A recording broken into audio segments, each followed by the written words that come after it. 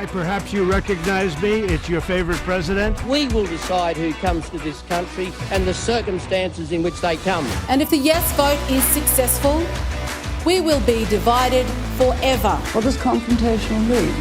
It means you fight for what you believe. We've got Trump-a-mania running this country, brother. Unless you're scripted, you're useless. I was saved by God to make America great again. We shall fight in the fields and in the streets. We shall fight in the hills. We shall never surrender.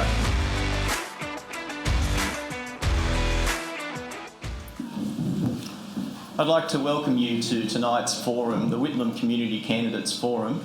I would like to also thank you for turning up on a Monday night when I'm sure there was a lot of other busy things to do. My name's Jason Strecker and I'm the main organiser for this event tonight. Can you bear with me just for a minute, because I just want to set the scene for tonight's forum. And I actually think we live in a fantastic area, but I also find if I live in an area too long, I start taking it for granted. And so I want you to look through someone's eyes, and those eyes are that of my niece from overseas, Daniela. And she's an interesting person because she's in her early 20s, and she's also an au pair to the rich and famous. And so she's been to 5-star accommodation in the Maldives and 6-star accommodation in Dubai and all over the world. And she came and visited us a few years ago, and I was interested to see what she had to say from her perspective. And so we picked her up from the airport and we took her up to the Southern Highlands, and the first thing she noticed is a completely changing climate. You know, the crisp, clear air that she encountered there was something different from the coastal strip itself. She went past country towns and country roads, which reminded her of the B roads and backcountry roads of where she was in Europe and Germany. We dropped into vineyards, something that she was au fait with, but she loved tasting the wines themselves. We went past impossibly parallel hedges that intersected in perfectly perpendicular angles, which set off sandstone manors, things which are outstanding and not anywhere in the world. We then took her down into some of the waterfalls, to Carrington Falls, to Fitzroy Falls, to Belmore Falls, and she looked and she's gone, wow, this is just amazing, all this water just going over the edge, and it seems so remote, yet it's so close to everywhere else. And that was a real thing. So then we took her to a lookout and looked down over Kangaroo Valley 600 metres below, and this broad expanse zigzagged with roads and farms and things like that. And she was just amazed. But the best was still to come, because we then went to the treetop walk and looked down over the edge. And if you haven't been it, I'd recommend doing it. Feel free to use a zip line if you're more daring than me. But that was a great thing. We then dropped into Macquarie Pass itself, the southernmost rainforest in the world. From there, we went into the dairy farms of Albion Park and then onto the coastal strip to the glistening Pacific Ocean.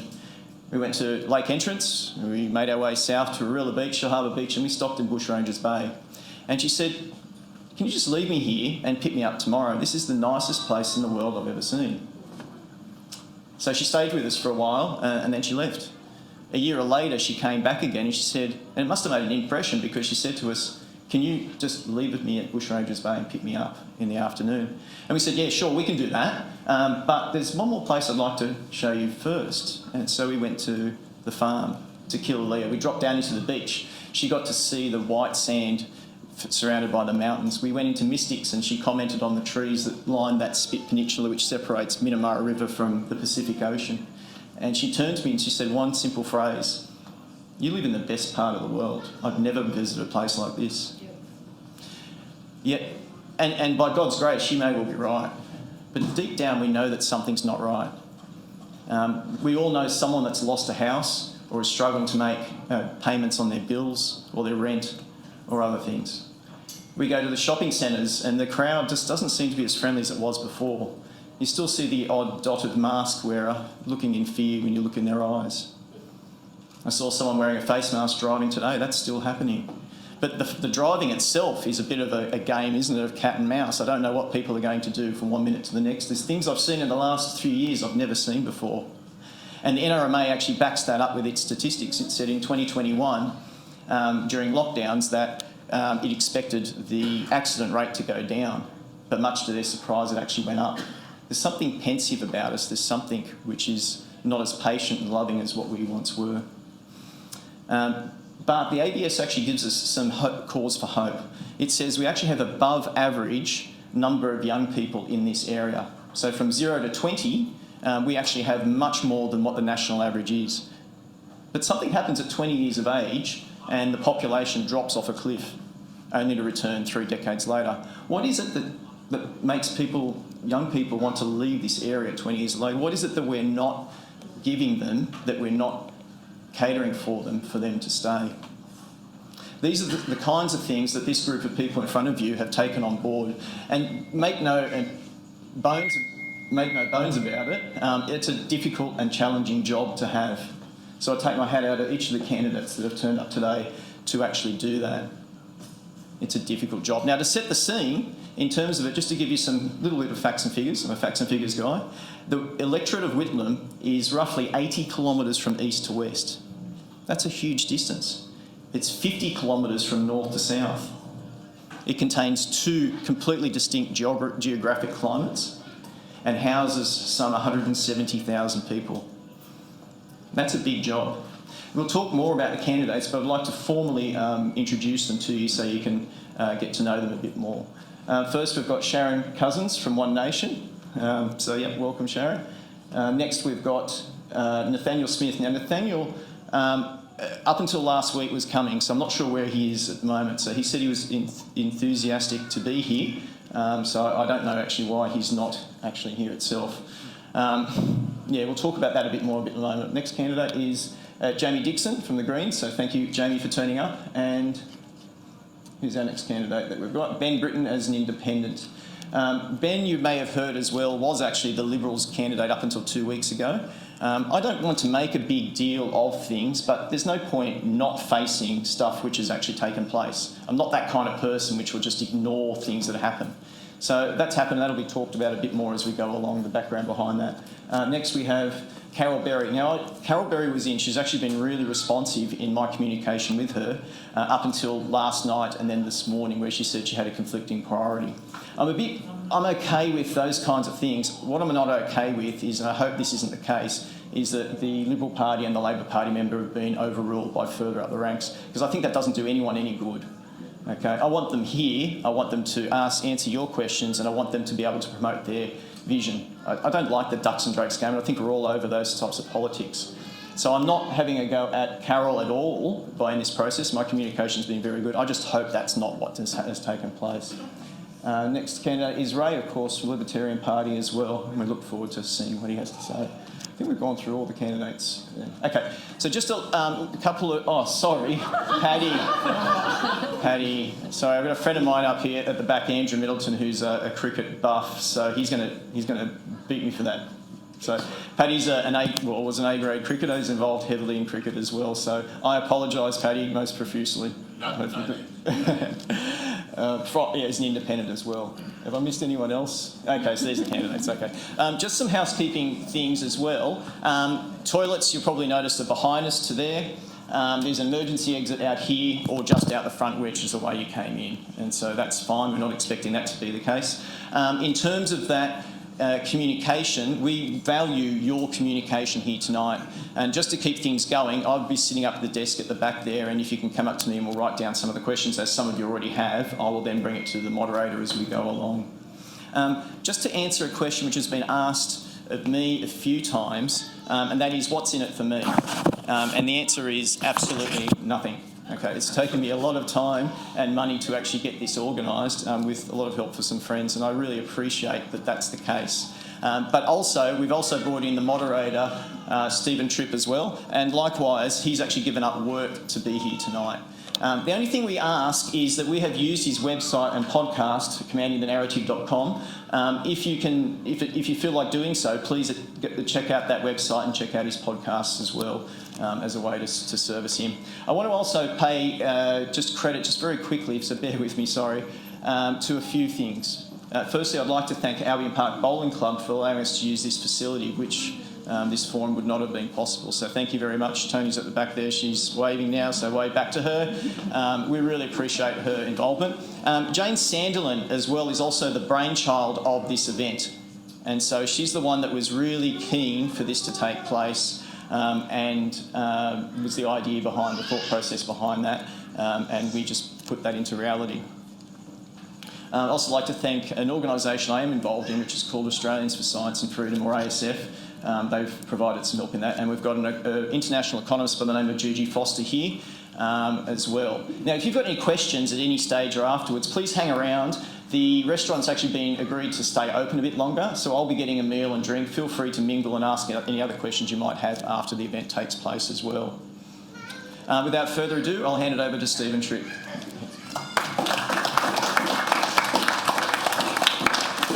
Thank you very much, Jason, and Jason deserves a big round of applause for all the effort that he's put in for this event here tonight.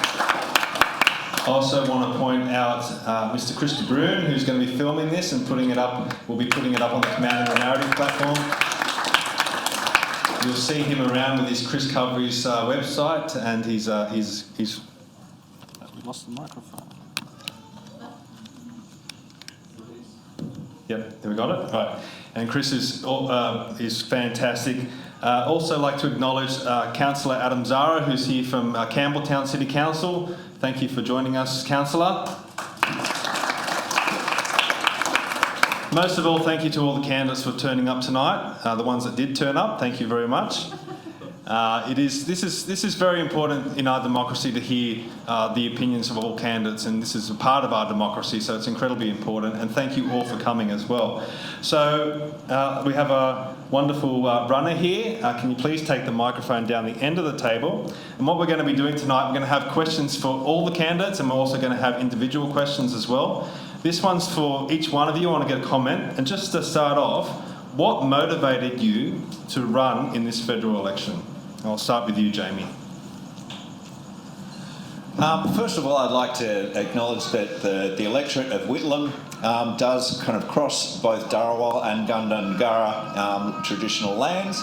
I'd like to pay my respects to the elders that have kept it this beautiful for 60,000 years, and that we have the shoulders of giants to stand on when it comes to land management, water management, fire management. There's a lot that we can learn if we close the gap by moving closer to them, not the other way.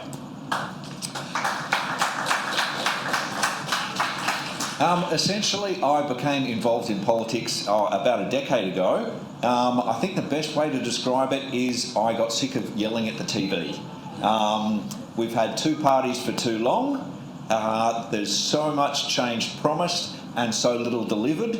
I felt that the electorate of Whitlam at least, if not Australia, deserved a true opposition party that actually provided alternative policy to give people a choice on what they were voting for, the changes that they wanted to see in their own communities, and how that could go about. I had in my notes that it's only 1 or 2 minutes, so that's a brief introduction. I've lived in the electorate for 25 years. I started off up in Berrima in the Southern Highlands. I moved down to Oak Flats. Then I moved just to the end of the road here and was a member of this very club for about 5 or 6 years. Enjoyed many a nice meal. I highly recommend it. Since then, we've lived in Dapto for the last 12 years. I'm a passionate member of the community, whether it be clubs, whether it be sports, whether it be community gatherings. But I think the main thing that I got involved in politics for, and the main reason that I'm standing, is to see rooms of people engaged in politics. This is how we change what we want. This is how we tell the government what they need to do to keep the electorate happy, is by turning up, being engaged, asking questions, and making up your own mind with the answers. Thank you very much for coming along. Okay, we'll just keep moving down the line. Paddy? Thank you. So probably similar to Jamie, the TV and the radio were copying a little bit of feedback,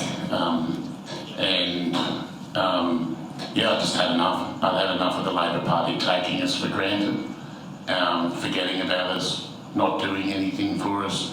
I mean, we've had the Assistant Treasurer of Australia as our local member. Do we really have anything to show for it? No. But half a milkshake tax cut a week, that's about it. But if I can, Stephen, if I can just use this minute to also introduce myself, because I think it's important that people know who their candidates are, not just what they stand for. So my wife and I live in Whitlam. We've lived here about 20 years. We've got 3 children who go to school here. We vote in Whitlam, and we voted in Whitlam for a long time. I think it's really important that if you're going to represent the community, that you know the community. You have the same problem. So you come out of the BP up there and it takes you a while to get out in the afternoon because of all the traffic. You need to know the issues. I'm a lawyer by background. I do that still a bit, but I'm also on a range of business and community boards, so heavily in the sporting space. I'm commissioner of a sporting body. I've been on the board of Olympic sporting organisations. I'm on the board of a NDIS company, an animal hospital company, and a few other things. And I was nearly late tonight because I had committed to coach the under-14 boys in a cricket game today, so I still did that, and we won. We beat Western, which was great. But that's a little bit about me, and quite frankly, I want to knock Labor off from this seat and start to get things done, because I'm balanced, I'm level-headed, I'm in the centre, and I want to get results for Whitlam.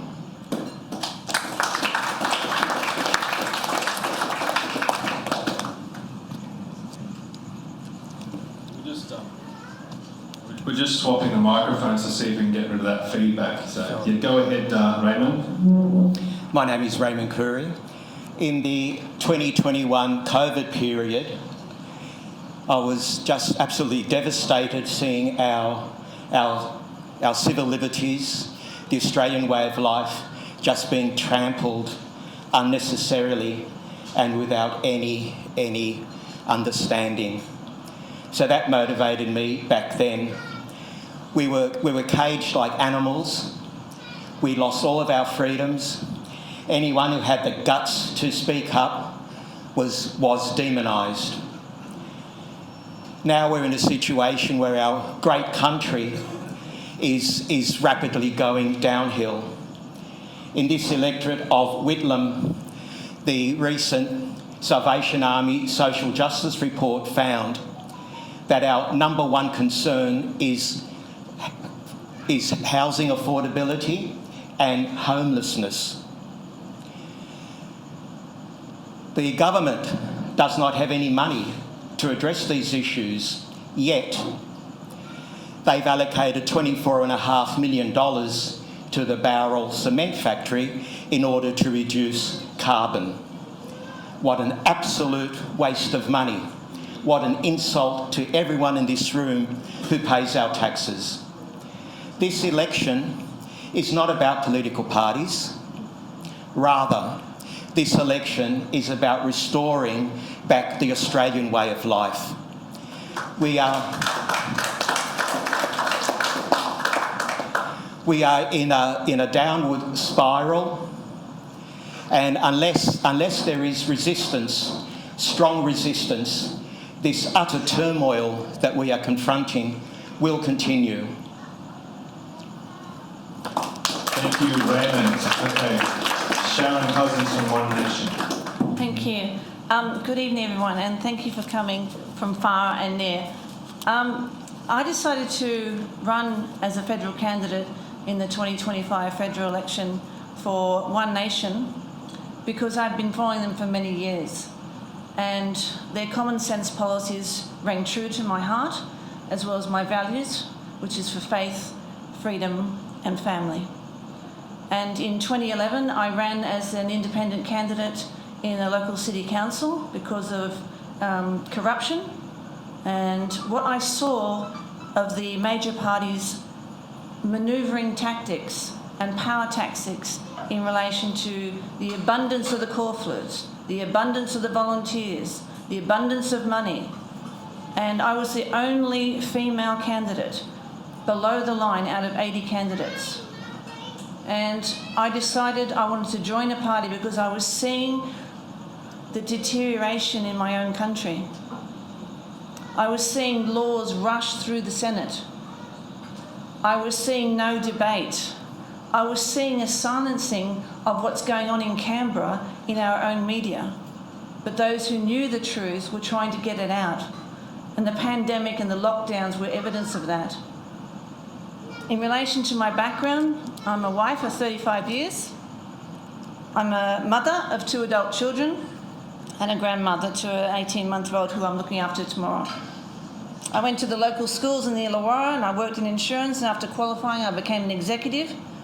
And after I had my children, I started a small business doing resumes for over 20 years, and most of my clients were miners, engineers, tradies, retail, hospitality, and I ensured that they were given the best opportunity to get an interview and get a job. And 2 of those guys got jobs in the mining area in Cessnock, as well as anywhere else. In 2019, I became an elections analyst. I'm an independent researcher. And later I developed a website, which is still up, called Vote Wisely. And for this election, I put a 10-tip on how to find information on candidates and parties for Australian voters. It is impartial and it gives you 10 tips. So if you look up Vote Wisely Sharon Cousins, and I also provide 10 tips on scrutineering, it is all impartial. I have worked voluntarily in the community since 2010 when the City Council of Wollongong introduced the parking meters, and it led to the destruction of business revenue downturn as well as job losses. I worked with over 700 businesses and produced a report and spoke at local council at the chaos of their decisions. In 2022, I helped coordinate 329 personal signatures from the community, from Helensburgh down to Ulladulla, over the state of our public health service. As a woman who's had breast cancer twice through the public health system and my own daughter, I know, and also my best friend is a nurse, I see what the public health system is all about in health, and it needs change. In 2022, I helped a number of medical professionals, a former barrister, many of you know him, his name is Julian Gillespie, and data search professionals, and I spoke in Canberra in Parliament, a meeting on excess mortality to a number of delegates in October 2023. So I have a heart for the community. I've undertaken projects involving civic responsibilities. I'm passionate and I believe in the value of hard work, honesty and integrity, and that's why I'm stepping up for One Nation and for their common sense policies, for better change in government, and for Whitlam and for Australia.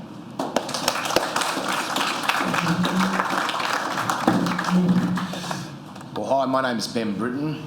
I was born in a fibro house up in the Sutherland Shire, which my parents rented. My mother was a cleaner, my father was a mechanic who just left the Navy after 11 years, and he took a punt on a business that was for sale, that was a marine engineering business. So my grandparents went and they actually remortgaged their home to give him the money to start the business. From there, my family did quite well, my father did quite well, and that's where I started my first job as an 8-year-old, helping in the family business. When I turned about 18 years old, I decided I wanted to do something outside the family business, so I started cleaning toilets in a nightclub, did various work in there, security work, but because my family had always been a defence family, we've served over 57 years to the nation between all the people in my family, I decided I wanted to join the military and be like the rest of the people in my family, so I joined the Australian Army, and I was lucky enough to be posted to the 3rd Battalion Royal Australian Regiment as a paratrooper. I did 7 years in the Army, and I was deployed on short notice to Timor. So we were the Rapid Deployment Company, so Ready Company Group, that's on standby to deploy anywhere in the world at 2 hours' notice in the event that they need Australian force on the ground. The President and Prime Minister of Timor had an assassination attempt by the rebels, so we were told at 4 o'clock in the afternoon, you're going to Timor tomorrow for 8 months. We knocked off at midnight because we had to get everything ready, and then at 4:30 in the morning we were back on a plane, and that evening driving through the streets of Dili. So that was my experience as a 20-year-old, a bit different to most 20-year-olds. After I finished in the Army, I went into the fitness industry, I went into security. I did a lot of courses, I did some teaching courses, travelled the world, But I felt that, one of the things that really called to me was what I used to always do as a hobby from a young age, at the age of 8 as well, was computers. So I ended up stepping into the world of cybersecurity, and that led me to becoming a Chief Information Security Officer for a defence contractor, and that's my current role. But why did I decide to get into politics? Well, for too long I saw that, things aren't right and the people aren't getting taken care of. I moved down to the Illawarra about 5 years ago, and one of the things I noticed, I thought, the people down here are just like up in Sydney. How come they don't get what they deserve? But how come everything's so behind and everything's not up to date, and they seem to get the raw end of the prawn? And it really bothered me because I was sick to death of seeing all the way down in the Illawarra neglect. And I pointed to what's the problem? It's the Labor Party. It's the people in power who have taken this area for granted for too long. So that's what steered me, well, how can I make a change? Unfortunately, I had some skills that may have been valuable to politics. So I thought, well, I wasn't planning on doing it until I was an old man, but mate, I have to do it now. So I put my hand up and I decided that I would run and try and give the people a better future, because the people down here are fantastic. They are really good people, all the way out to the Southern Highlands, all the way up and down the Illawarra. They're fantastic people, and they just get left behind, and they deserve so much more. They deserve so much more than what they're getting, because they're great people and they work so hard. But no one fights for them, no one goes out there and actually speaks for them. So that's what got me into it, and with all that's happened to me, that's what's making me keep going. One thing and one thing only, the people. Thank you. Hold on to that microphone. I'm going to hit you with the first question. Now, we've got 2 chairs over there, one with Labor and Liberal on it. I'm calling that the naughty corner. You've been in the naughty corner as well. Now, let's address the elephant in the room, and you've really been the talk of the country with what's happened to you in the last week. It's commendable that you've continued on, because you are, no matter what party that you're in, if you are facing different allegations and things, and you've continued forward, so that's commendable. But what issues would you like to clarify to the people of Whitlam after what's happened to you in the last week? Well, first of all, they said that I was told all of the allegations and all of the things that I supposedly had said. They publicly said that I was told everything. That's false. I wasn't. I had one phone call from a shadow minister who tried to get me to pull out, and when I refused to, threatened me that I'd be disendorsed. And I said, well, disendorse me then, because if this is what you're going to pull me out for headlines, everyone has bad headlines, So this is not something you back down to. And what I got them saying was, I said, you capitulate to the media. You let the media dictate your policy and your direction and your actions. And that shadow minister did confirm that was how it worked. And that's how things work. And I don't get it, because that's how it works. So that was the only time I had any contact from the party. The next contact I had was a disendorsement letter. That was the only contact I had from the party. And in the disendorsement letter, it clearly says, because your views are not in line with the party policy. Now, we've already proven that what they said in the media, there are people who share those views in the party. But also, the other thing is, it's supposed to be the party of Menzies, where we can discuss ideas and openly and freely have conversation about a range of different topics. And apparently that's now not allowed. You can't do it in private, you can't do it in a private group chat, you can't do it anywhere, apparently, because that's the view that the party's now gone down. And what I find astonishing is it was a rush. It was a rush to get rid of me, because the big real reason is I wouldn't do factionalism. I wouldn't be a part of it. I wouldn't be a part of any plan. I wouldn't be a part of any self-interest. And that's exactly what we saw. There's 2 types of people who exist in the Liberal Party. Those who are self-interest and those who are for the members and the people. They're the only 2 people that exist. And it's irrespective of ideology. It's irrespective of everything, because you'll have someone who is considered from the left, who will sit down with an ideological person from the right, who are polar opposites and hate each other, but will do a deal that suits them both. And that is exactly what goes on, and it's a systematic plot that exists in the New South Wales division to prevent Peter Dutton from becoming the Prime Minister for one reason and one reason only. Because they know if he got in, he'd fix a lot of things up in the party. He'd work to reform our party. And they can't have that, because then the factionalism is over, the games are over, And then we go back to how the party used to be, a strong party. That's the truth of what's really going on, and no one wants to say it because, unfortunately, some of the people involved are in very close positions. And it's actually kind of surprising that the people who are involved, it has shocked a lot of people, I think. Okay, thank you, Ben. Look, we've got a lot of questions tonight, and just to remind you all that Jason is down the back with the notepad if you want to ask any questions. We'll be taking those at the end. We've got a lot of questions coming up, so I want to remind the candidates that was a good introduction for all of you to let the people of Whitlam know who you are, but let's try and keep these answers concise. I will start timing you. We'll try and keep it to 90 seconds and let's see how we go with that. But this is a cost of living election, and I'm going to open this question to all of you. You can all answer it if you want. It's up to you guys. But what solutions do you propose to address the cost of living crisis? So do any one of you want to tackle that issue first? Sharon, okay, let's go. Well, One Nation, this is their core policy.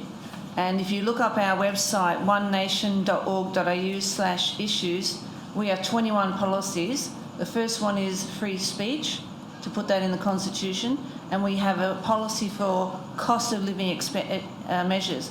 Unlike some of the other parties who just put what they're going to do, we say how we're going to do it. For example, one of the biggest issues that people have is electricity. We are going to put 20% off electricity through changing the national electricity market rules to use less expensive coal power for base load and in the morning and evening peak, and to firm the existing renewables of wind and solar. Another area of saving. This is copied by the Liberals. This was introduced in February this year. We will cut fuel by 26 cents a litre by removing the excise tax, and Peter Dutton made an announcement saying we'll do 25 cents. Alcohol, in places like this, they have to pay excise duty, and we will reduce that by 50 cents a schooner and $1.20 on spirits, because a lot of people will just go to the bottler and they're not subject to excise tax. This will actually bring people back into hospitality, bring the entertainment back, so people don't drink at home, they can come here, the community is back together, and we can have less costs in that area. Okay, that's your 90 seconds. I've got two more, but we'll get back to some more. Anyone else want to address cost of living and how to ease the cost of living in Whitlam? Yeah, the cost of living. Well, our party is recommending a reduction in tax. The taxation starts at $100,000 and it's capped at 10%. The Treasury has done its analysis, and that is quite feasible. Secondly, fuel. Remove the fuel tax of 50 cents a litre. Once you reduce fuel, that just flows through the entire economy. Thirdly, in regards to energy, advanced countries run on energy, and if you don't have good energy, well, then you lose your advanced country status. We need to reopen the coal mines. We need to take a sensible approach to this climate change madness. We need to reassess renewables in certain areas, yes, but we don't devastate Australia for the sake of some fantasy and some ideology, which we know from overseas experience does not work. The lunacy of building offshore wind farms the size of Singapore off our coast is nothing less than insanity. It is madness. And to think that people that we've elected are pushing this forward. Enough is enough. That's your 90 seconds. Thank you, Raymond. Anyone else? Cost of living, it's a massive issue. People in Whitlam are looking for solutions. I think Ben had his hand up first. Jamie. Okay, Jamie, go ahead. Yeah. We'd like to bring cost of living into the community. We'd like to bring a pricing commission to stop price gouging by the supermarkets, to make sure that you're getting the value that you're paying for, and also that the farmer and the producer is getting the value for the hard work they put in. We'd like to remove the costs associated with education from early childhood, so that every child gets 3 days a week of early childhood education to set them in the right place to going to schools. We'd like to then remove all the costs associated with going to public school. There's been a creep further and further on where going to a public school, which you should own, is actually costing you more and more. We would like to wipe all those fees, because free education is the basis of any kind of modern government. We'd like to bring forward free TAFE and free university. TAFE, I mean, we're in the middle of a high housing crisis. We don't have enough tradies. We don't have enough means to train them. And the people who want to get into the industry can't do it because of the price barrier. So if we make free TAFE, we can get more people on the job, building houses, becoming nurses, helping out our health, our education and our housing. I could go on for a long time, but I've got 90 seconds, so thank you.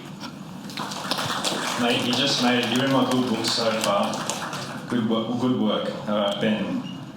The main thing you can do to get cost of living down is get the energy price under control. If you look at the cost of electricity, a lot of businesses are hurting and having to raise their prices to cover their costs due to the electricity being too expensive. We shut down our coal-fired power stations with no suitable option to replace them that's going to be cheap enough. We've shut down, 19 refineries or 17 refineries. We had 19 or 17 refineries in this country for oil and diesel. We've shut them down, so we have like 2 or 3 left. And then we have to import all of our fuel from overseas, our diesel and our petrol. We have enough reserves in this country to last us, 100 years. Why aren't we taking our resources out of the ground, giving them to Australians for cheap, so we can then have cheap energy, not just cheap fuel for our vehicles, because all the goods move around the country. They move around the country by train or by truck.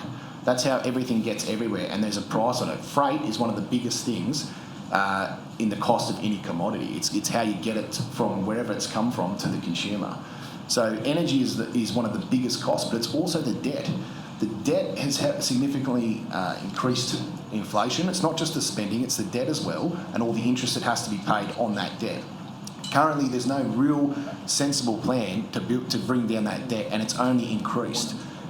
This government that's just come in, and you have to cut them some slack, because at the end of the day, they inherited a huge debt from the previous government, which they've only built on since they've been in power and done nothing to reduce it. Okay, Ben. That's your 90 seconds. And just pass it down to Paddy, please. It's one of the problems we've got, that we've got to a position where the 5 of us sitting here in the bowling club have been asked to solve the problems that have been created because the major parties have sat there for decades arguing with each other and squabbling and not actually making decisions that should have been made, that would have meant we would have remained how we were in Australia with cheap energy and cheap cost of living. I just wanted to add that because that's why we are here.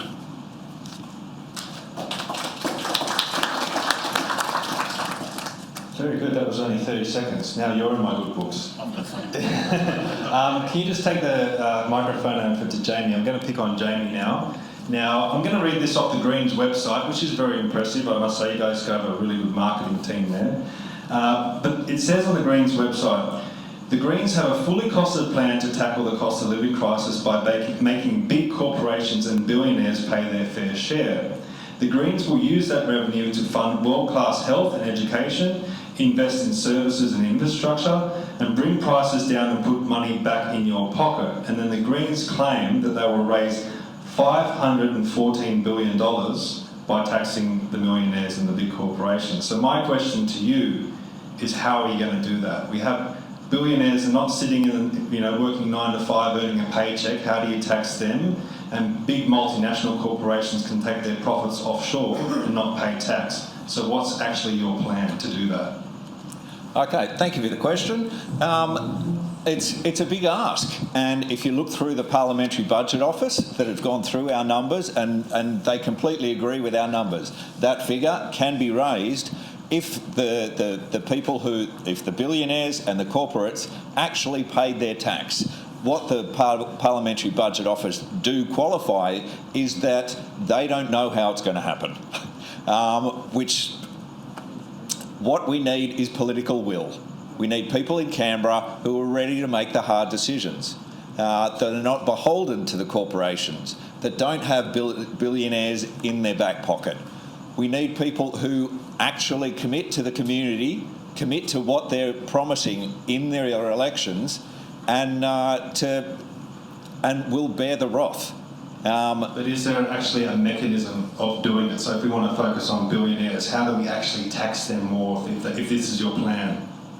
Well, if you don't pay your tax, what happens to you? Yeah, but I'm working a 9-to-5 top job that can be taxed. These billionaires are running companies, they're structuring things certain ways. There must be some way of being able to go after them.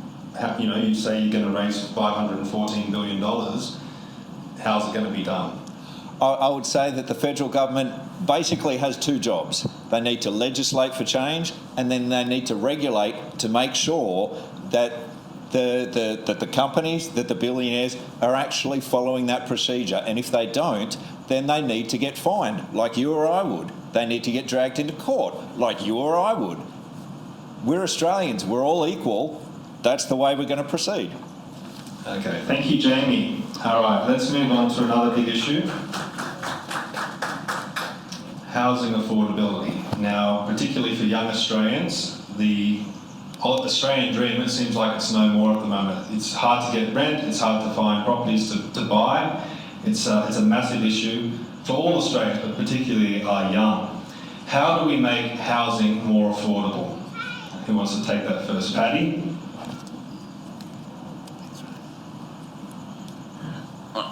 One of the issues with housing is that the state government keep telling local councils that they've got to increase the population dramatically. Thousands and thousands and thousands of people generally coming out of Sydney into the region. So in this case, you've got Shell Harbour, Wollongong and Wingecarribee that have to take thousands of people.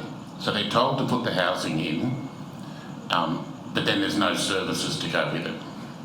So I think what needs to happen is there needs to be a conversation with the state government to ensure that the councils and the state government work better with developers to ensure that when these houses go in, that services go with them. There also needs to be a more diverse range of housing. And I say this respectfully, but we don't need to just put Edward Scissorhands type houses that all look the same on the fringes of our towns. We need to do better than that. We can have smaller style accommodation for people that then might sell their family home, make that home available for a young family to buy, and downsize into smaller accommodation. So a lot of it comes down to greater stock. We can't just keep putting subsidies on things and giving handouts. It's inflationary and it pushes prices up. We need to have the better stock levels that people actually want to live in. Okay, thank you, Paddy. Who wants to take that question next? One Nation's policy is in relation to the fact that 49% of the cost of building a new home is government red tape. And for example, homes now under the National Construction Codes states that it has to be NDIS wheelchair compliant. That puts $49,500 onto the price of a new home. So we're going to look at that, and also another point is to reduce the material costs that go into building a home. So we want to put a GST moratorium on building products, giving 10% reduction on those costs for building a new home. And also in relation to the amount of availability of houses, we want to see a reduction in the massive amount of immigration. We want a balance in immigration so that there will be affordability and not the pressure on our housing. Raymond. As Sharon has said, immigration is probably the major factor. We're letting in far too many people than what we can cope with. Labor's strategy has been absolutely stupid. They said 500,000 come in and they bring in 1 million. Secondly, as far as housing costs goes, a recent Victorian inquiry found 30% of housing costs goes to the government. So if you're building a $300,000 home, $100,000 goes to the government. Now, if you're struggling, that is a lot of money. That is a deciding factor whether you go ahead or you don't. Secondly, acquisition of land by the government. Government is buying the land and leaving, it varies, but between 7 to 10 years before that land is actually used. Why 7 to 10 years? Next, council. Council needs to approve applications within 120 days. All councils across the board. Councils need more town planners. Without the town planners, the DAs cannot be approved.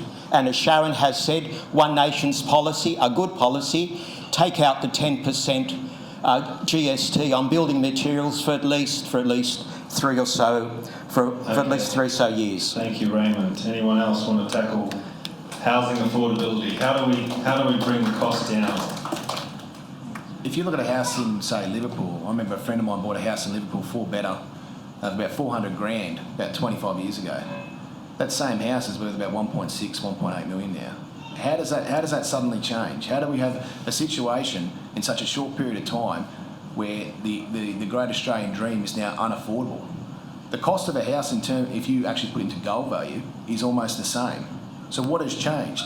The workers aren't getting the adequate wages to actually be able to even afford a home, yet we've seen corporate profits go through the roof for decades now. And no one asks that question or does any correlation. But it also is related to the housing supply. We always had a housing supply that was adequate until we started bringing in mass migration. 25 years ago, the birth rate was, 1.8, 1.9. It's about the same now. It's a little bit lower now, but it's been about the same consistently, which is below replenishment rate. So most of Australia's population growth, if not all of it, the last 25 years has been from migration. And now they're bringing in too many people. The housing supply is collapsed because it can't keep up, which locks all Australians out of housing. It locks all of our young people out of housing. They are never going to get the wages to be able to afford it. The average house price in Sydney in 1986 compared to the average salary was around 5.7 times. Now it's something like 15, 16, 17, 18 times the average salary. People, this is a big problem that's bigger than just building new homes. Building new homes is not going to solve it. And even reducing immigration is not going to solve it. Workers aren't getting the wages in their pockets to be able to afford a home. That's what no one talks about. Thanks, Ben. Jamie, do you want to have a shot?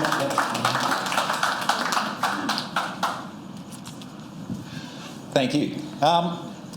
The Greens look at the existing housing because that's what we've got to work with and what we need to work with now. First of all, we'd like to put a cap on rent increases. So the cost to actually start out in the housing market isn't spiralling out of control.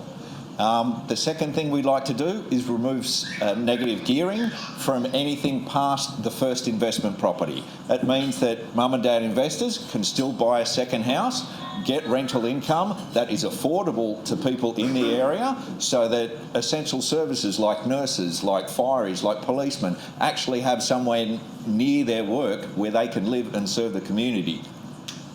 The housing market is becoming too concentrated with too many people owning too much.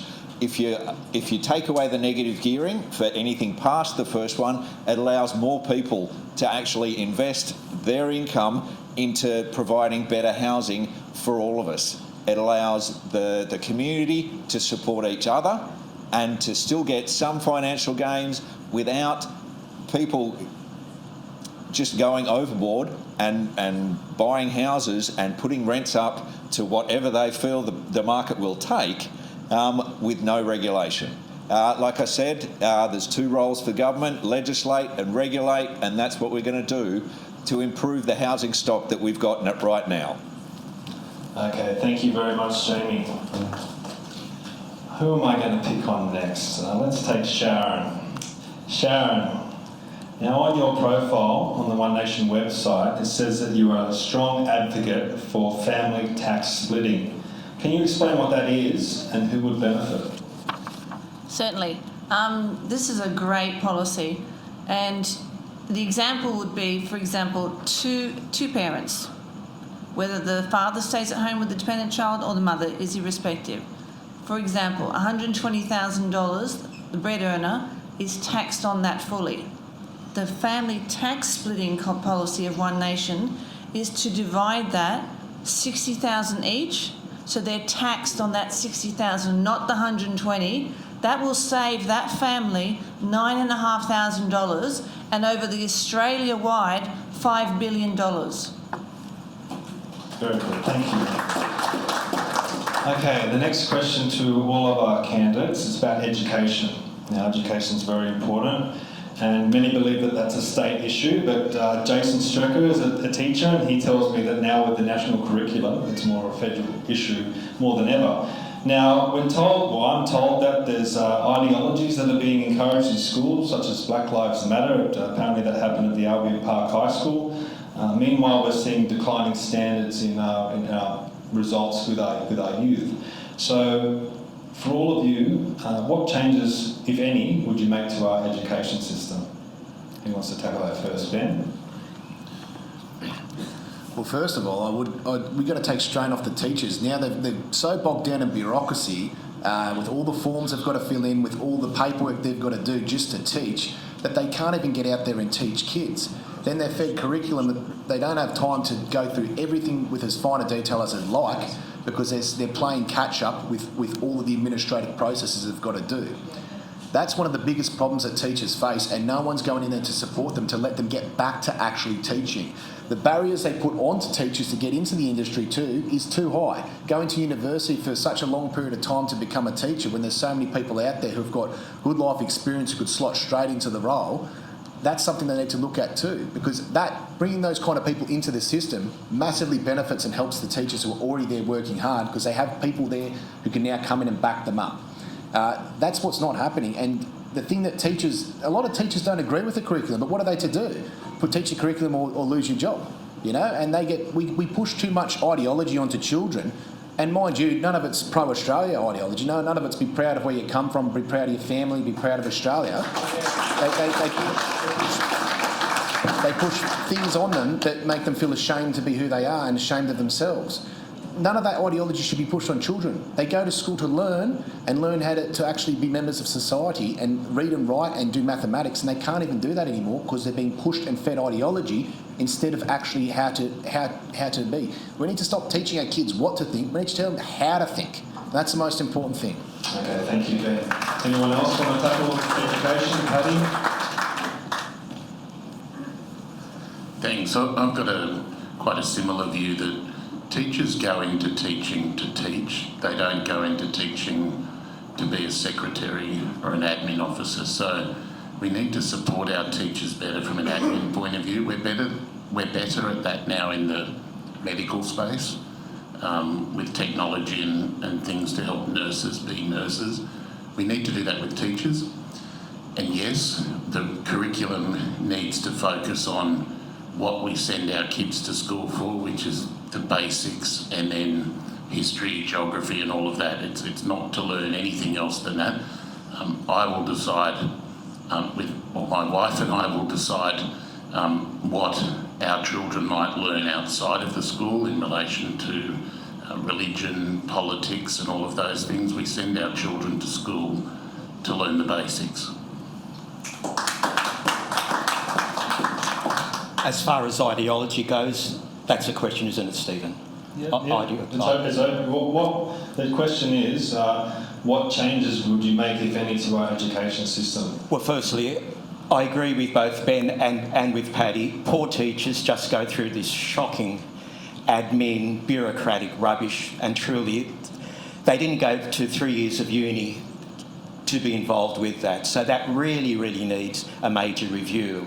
As far as what's taught at uni, I think that what's taught at school The damage happens at university when they teach, where the teachers are taught at uni. They're having this crap shoved down their throat as if it's reality. Half of it is nothing more than just delusion. And these poor teachers then have to put this rubbish onto our innocent, our pure children and be told, don't tell your parents, don't listen to your grandparents. Our state of education is in a crisis. And where do we start? We start at the university level and start teaching teachers how to teach, not to be activists. Anyone else? Anyone hasn't had any yet? Jamie? We all went to school, we all learned things in the schoolyard, and we didn't always learn them the right way. I think the curriculum, as far as kind of PDHP and kind of broader spectrum thing, needs to be in schools so that our kids actually learn appropriate ways to kind of respond to and consider different areas that they're going to come into contact in their lives. It's just about kind of making sure that they're given a grounding in kind of ethics, in kind of evaluating situations, and in involving their own discipline to make up their own mind. In terms of teachers, obviously the wages and conditions are the reason why there are more teachers leaving the profession than joining it. Why our schools are so overstretched. Our teachers need to be paid for consummate to the recognition for the advantages they're giving our children. They are the ones that are building our future, the future of our country and the future of our politicians. So pay them what they deserve, give them the conditions that they deserve, and give them the support they deserve. And that is what the Greens funding model for education is. Raymond, you want to make a rebuttal very, very quickly? Our children go to school to learn, not to have ideology stuffed down their throat. What they're being taught is absolute nonsense. There are only two sexes and only two genders. Anything else is just absolute rubbish. Rubbish. If adults want to pursue it, let adults pursue it. Fine. Don't shove it down our children's throat. Leave our kids alone. Leave the children alone. Leave the children alone. Okay, Jamie, do you want to have a rebuttal to that, or no? I've said my piece. Yeah, all good. Anyone, Sharon, you want to have a comment before we move on? All my life I wanted to be a teacher, and I was kicked out of home at the age of 18, so I never fulfilled my career in life. But I got to teach scripture in schools, and I got to see what the public system was like. And then I saw a deterioration over the last 20 years, and how the influence of unions and the Teachers' Federation and the curriculum changes and the manipulation of our young children. And I agree with the ideology, because I was in Queensland with a teacher's assistant in October 2023. And she said there are now furries in class. And I said, what are they, toys? And she said, no, these are children who identify as cats and dogs, and they have a litter tray in the classroom. Nonsense. It's true. It is true, okay? It's been debunked all over the world. This doesn't happen. It is true, and I rebuke you for that, because this is actually happening, and she couldn't believe it, that she has to pertain with this, okay? Sorry. They can disqualify the fairy teacher as well. They got put off. Sorry, guys. So let's what we focus want. on the canvas. So what we want. Seconds. What One Nation wants to get back to the original 3 R's: reading, writing, arithmetic, and religion. Okay, thank you. Hold on to the microphone, Ben, because we've got a question from the audience, and I'm going to squeeze this in because it relates to education. Now, just a very quick response, because I think this is all that's needed, but it says here, A national overhaul of the curriculum has been raised as a key policy by the Coalition. What is your position on the role of the federal government in setting or influencing school curriculum across Australia? So I guess the question really is, should federal government be in control of our curriculum or should it be state government based? Well, my view is you should have the parents decide what the curriculum is going to be. Because what you have in America, they have school boards, and the parents run the school board. They decide the curriculum that they want their kids to be taught. Why should a government dictate what your kids should be taught? It should be the parents who decide what their kids be taught, because ultimately it's their kids. Anyone else want to answer that question? Raymond? Fully agree, 100%. Federal government has no role in education. Anyone else? Jamie? I think it'd be great if you get your education in New South Wales, and when you go to Victoria, you go to West Australia, your qualifications actually mean something there. You don't have to do makeup courses, you don't have to do transition courses. It just equates across the country. It will make the workforce transition smoother, and it will allow us more freedom to go wherever we want. Anyone else want to tackle that? No? Well, One Nation actually believes that there is too much duplication between the federal and the states, and so they want to abolish the duplication, bring down the waste in government costs in that and services, and just bring it to the state level only, and a better curriculum. Okay. Just, Paddy, do you want to have a go at that one, or are you happy to skip that? You don't have to answer every question. I think everyone's covered it. I think we can move on. Okay. Raymond, hold on to the microphone, mate, because you've been fired up. And I was revving up Raymond before. I was letting him know that I'm going to ask him the hardest question. Ask me an easy question, mate. Come on now. Right, so on the New South Wales Libertarian website, it says that Raymond firmly stands against climate change alarmism. Now, your Senate candidate for New South Wales, Craig Kelly, was down in the Snowy Mountains recently, standing in a whole corridor that had been bulldozed to the ground for transmission lines. Just down the road, we've got the offshore wind project that you've already mentioned tonight. And I also want to bring up a Victorian Government offshore wind policy directions paper that was put out in March 2022 that argued that there are significant challenges for onshore wind and solar to meet our net zero energy needs. Analysis indicates that to meet net zero targets using onshore renewables could require 70% of Victoria's agricultural land to host wind and solar. It's an incredible amount of land for these projects. So the question to you is it sensible in your view to continue with the rollout of renewable energy projects across Australia? Absolutely not. It is insanity. Even the government can't justify it. Oh, let's do this, and 2 years later, oh, well, that's not adequate, let's do this. And it's costing us trillions of dollars. Trillions of dollars. And tell me, Stephen, where do the solar panels and these wind things come from? Communist China. We're pumping money into a country that is not our friend. So what's the logic of that? So tell me this, Raymond, you're going to stop the renewables, but what do we put in their place? Because we're letting our coal run down, it's coming to the end of life, what do we do? We got to bring back the coal, we got to put some money back into the coal. Sure, we have the nuclear project, that's going to take a few years, but we need a transitional process. Just to cut off coal like that and to have nothing in its place simply does not make any sense whatsoever. But look at the cost involved. Trillions of dollars. They put up these wind turbines with a life of, 15 years? And what happens after the 15 years? Then we've got to pour in another $1 trillion. Would you run a business like that? I'm sure no one would. So would you just have coal? Would you introduce nuclear? What's the Libertarians' plan?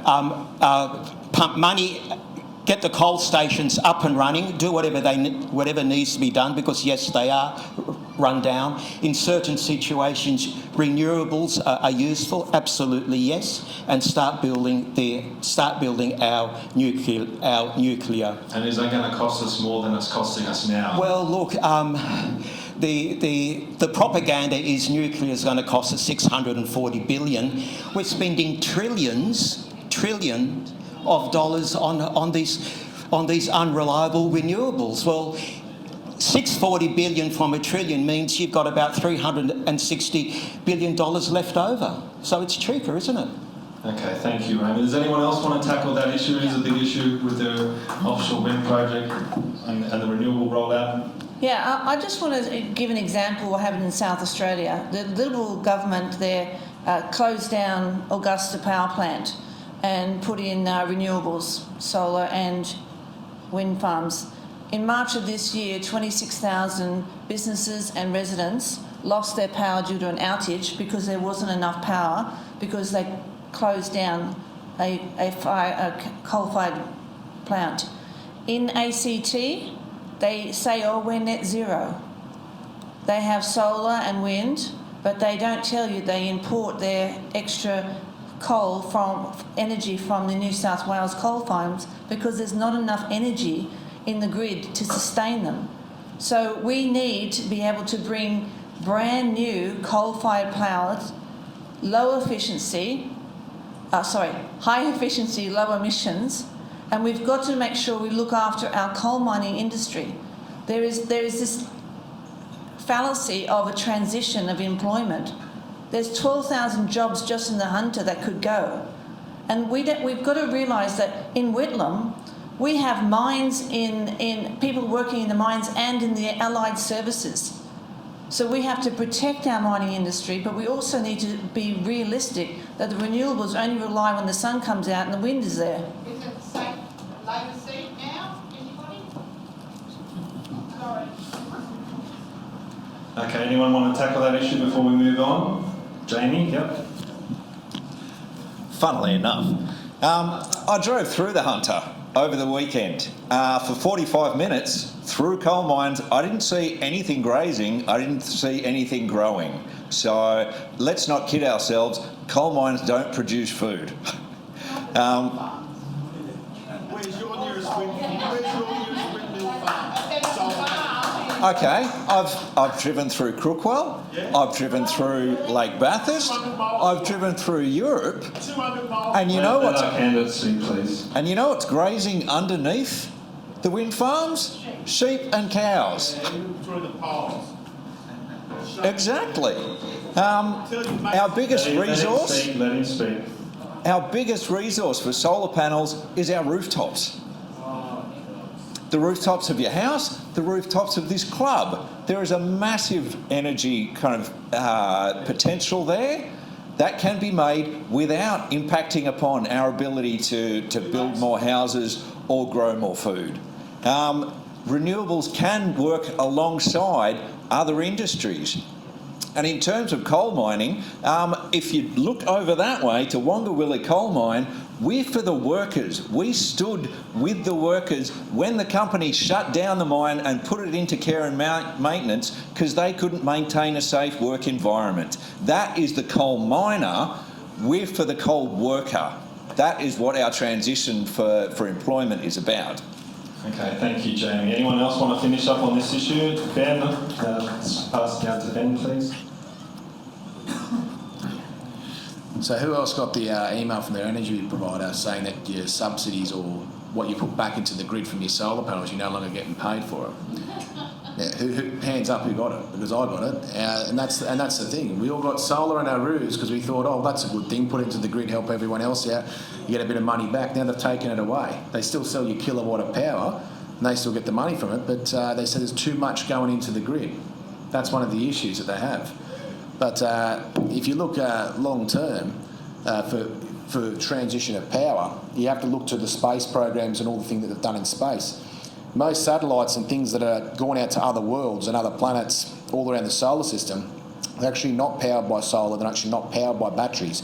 They're actually, well, they are batteries, but they're nuclear batteries or a type of radioisotope battery. And that's what's still powering the Voyager spacecraft that's launched in 1970. It's the furthest man-made object away from Earth. So if we're looking at when they want to put man on the moon, they want to put a colony on the moon, they want to put a colony on Mars, they're not looking at doing it with renewables because they know it's unreliable. If they think it's unreliable for something so remote away from Earth, where it's, there's life or death situation out there, then how can we possibly think it's going to be the most sensible solution for us going forward when nuclear is one of the leading things? And another thing on nuclear too that no one talks about, all of the renewables rely on irradiated silicon. Irradiated silicon, 70% of the world's, or no, I think it's more than that. Sorry, Ben, I'm going to have to cut you off. Sorry, 90 seconds has expired. Okay, we're going to move on to another big issue now, and that's immigration. Now, there's growing concern about the impact of immigration, particularly on housing, but also other issues. Is our current, well, this is a question to all of you, is our current immigration intake excessive, just about right, or not enough in your view? Sharon. Absolutely highly excessive. 200,000 people were allowed in just in the month of February this year, okay? One nation wants to cap it at 130,000. This has nothing to do with refugees. Refugees are protected, right, because it's a human right. This is to do with the imbalance that the Labor government has brought in, which is putting pressure on our existing housing, pressure on our jobs. And I'll give you an example. A woman her husband lives down here, obviously together, and he's a builder. And he's being undercut by the migrants who are coming out of Sydney, down here in the south, and undercutting the prices of builders, okay, and putting them out of business. In 2024, we had the highest amount of business losses ever on record. So we need to do something about it. So we want to cap it at 130,000. We want to stop the skills visa rorting that allows cheap foreign labour to undercut Australian workers. We want to end the student loopholes that create a back door to permanent residency. And we want to introduce, this is a really good one, an 8-year waiting period for citizenship and welfare. Raymond? The Libertarian Party has a similar policy to One Nation. We're saying cap it at 80,000 with emphasis on family reunion and essential jobs. For example, the fruit picking sector. Way too much immigration. It's actually, Labor had their projections and they've doubled it. They have doubled it over the last 3 years. So really, that question answers itself. Okay, thank you, Raymond. Paddy? The local state member here, Gareth Ward, put a motion to state parliament recently, and the words he used, I thought, were quite smart. He said, we just need to tap the brakes, take a pause, recheck, get things sorted out, and look at it again. And I think that's exactly what we need to do. I think we also need to make the ban on foreign companies acquiring land in Australia permanent. Raymond, I was almost going to agree with you for a minute when you spoke about fruit pickers. Because does everyone remember COVID when 80% of our fruit crop didn't get picked because no one in Australia would do it? Are you turning your back on farmers? I'm sorry, mate. But we need immigration because there is a job sector that relies on it. Our economy relies on more people coming in. Without kind of growth in population, you can't get growth in business. That's about it. Okay, thanks. That's true. Raymond, all right, you're the king of the rebut. We certainly need immigration, absolutely. No one is saying zero immigration. What we're saying is the Labor government has been totally irresponsible. They have brought in 500,000 people, which was not planned for, it wasn't projected, and this is the utter mess that we are in. As far as COVID goes, it was restrictions rather than non-availability of fruit pickers. The situation is just totally out of hand. Of course you need immigration, but not when you have far more than what you can possibly cope with. Okay, thanks, Raymond. right now we're in a GDP per capita recession.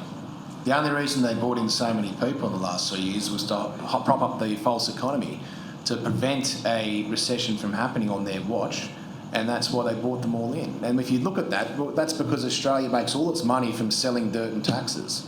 We don't actually have any realistic income, and bringing in immigrants to prop up the economy and continue it going en masse is not a solution or an economic policy going forward. And that's what they're doing. And if you look at it, they don't look at any of the young kids. They don't look at any young people here and say, how can we get them a home? How can we get them so they can have a family and have kids again?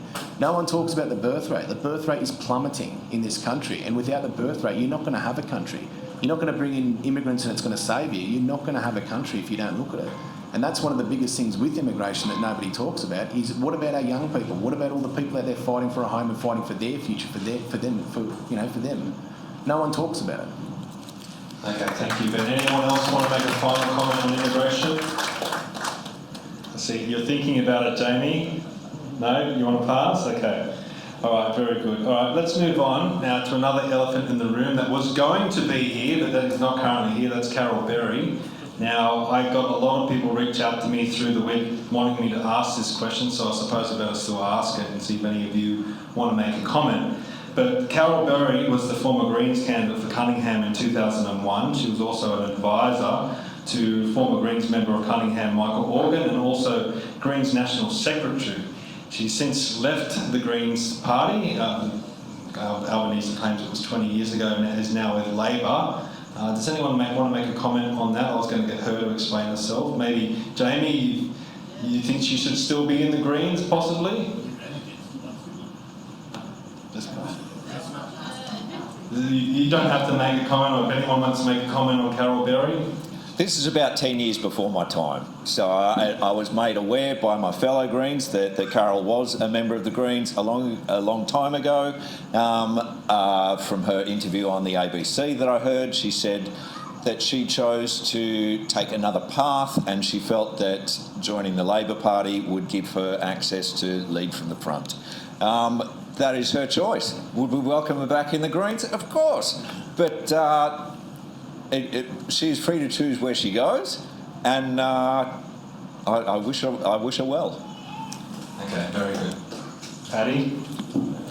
I think what it shows, and I'm not going to criticise another candidate, I'm not going to do that, but from a party point of view, what it shows is the major parties are in chaos, absolute chaos. We've got the Liberal Party who get rid of Ben and bring in someone else right at the last minute. Everything that Ben had said, whether you agree with it or you don't agree with it, now quite frankly a lot of what Ben said I don't agree with, some things I do agree with, but they got rid of him, everybody. What is it exactly that you do not agree with? So my personal view is that if women want to be in the front line, then it is not up to me to tell them not to. It's so you're happy to send females off to war? If someone chooses to go into the ADF and serve in the way that they want to serve, I believe that's a matter for them. But if I could just... So free choice. Free choice. So just returning to the party issue, so what we've got is the Liberal Party all of a sudden decided to dump Ben. I don't know why, but they did. And then we've got the Labor Party who are selecting someone who's run for the Greens 3 times and a National Secretary. I mean, it's just not serious, is it? You can't take them seriously. So that's why I'm telling everyone that what we need is that balanced, level-headed, independent in the Parliament who will get results for Whitlam. Okay, thank you, Paddy. Raymond? I make no comment in regard to Miss Berry. I make absolutely no comment on that. However, in my opinion, the highest position in a political party is the National Secretary. Now, to get to that position, you must live and breathe your party's ideology, your party's policies, and nothing happens without you signing off on it. So, in my opinion, to be in that position, you've got that ideology in your blood. It is in your DNA. And the concept that one could be in that position and then walk away from that ideology, I struggle to believe that.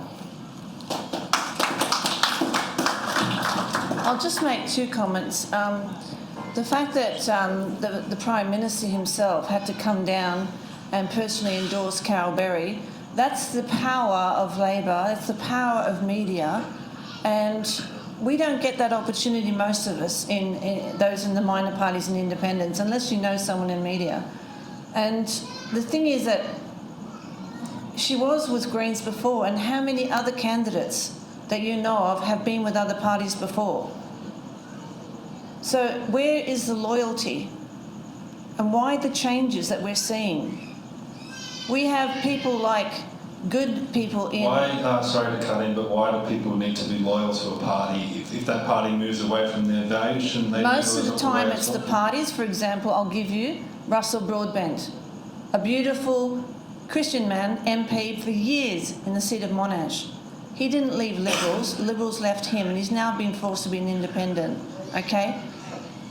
Pauline Hanson ran in 1996 for the Liberals, and 2 weeks before she was disendorsed, and she ran as an independent in the highest winged seat of 22%. She won, and she won as an independent.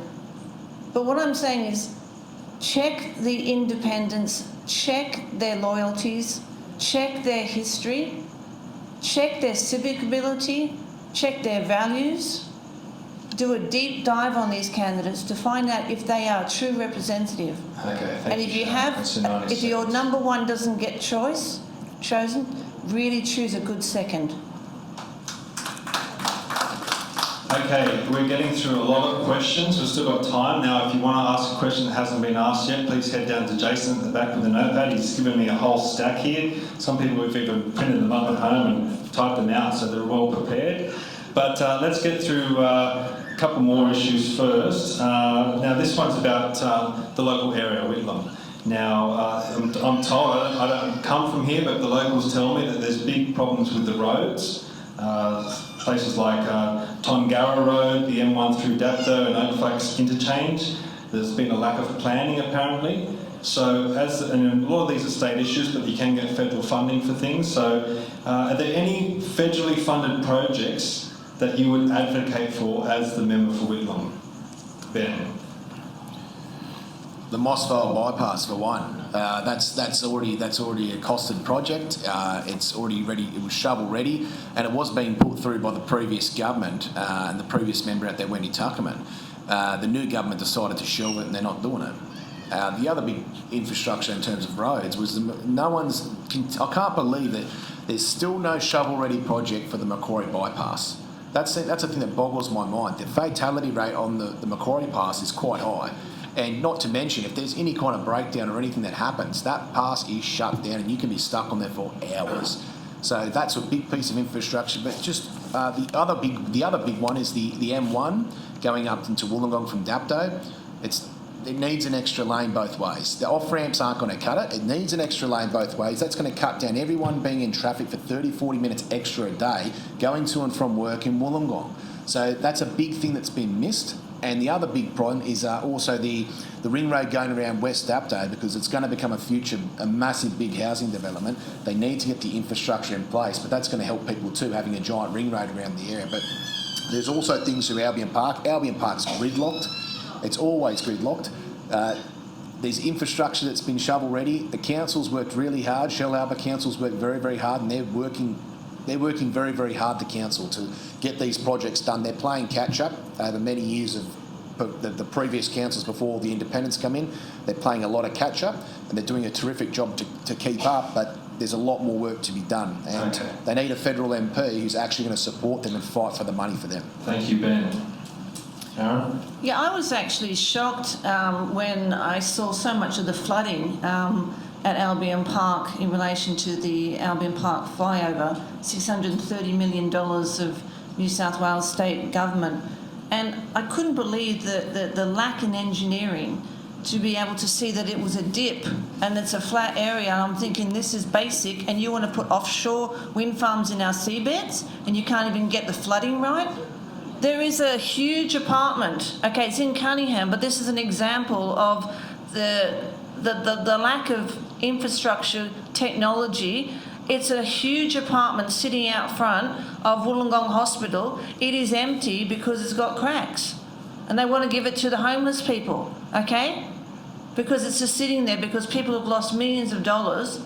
And the thing is that we need to put better infrastructure and roads, because I've been up all around Southern Highlands, like I'm an Illawarra girl, and I'm going up there, and I've already said to my campaign manager, if I'm elected, I'm shutting down the Labor office here in Shell Harbour and I'm moving it up to the Southern Highlands because they need representation up there as well as here. But I'm still a local.